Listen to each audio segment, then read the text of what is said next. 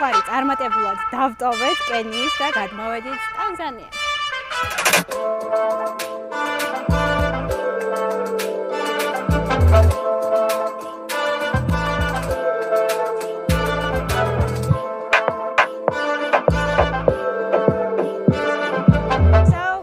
My friend. Bye bye.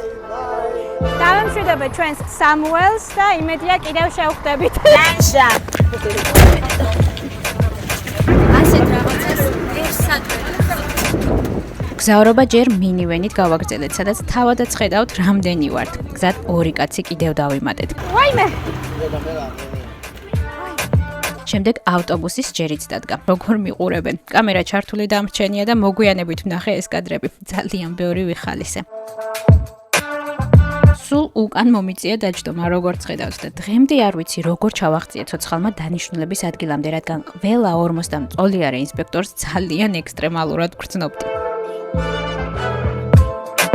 5 საათიანი მგზავრობის შემდეგ ჩამოვედით არუშას ხმაურიან ქუჩებში.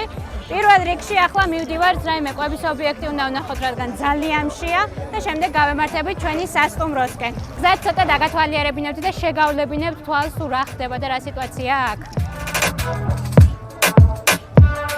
არუშა ტანზანიის ჩრდილოეთში მდებარე ქალაქია, რომელიც 1890-იან წლებში გერმანულ კოლონიურ დასახლებად შეიქმნა. დღეს იგი სწრაფად მზარდი სავაჭრო და ტურისტული ცენტრია. აქ ბოლტი უფრო კარგად მუშაობს, ამიტომ გამოვიძახეთ ტუკტუკი.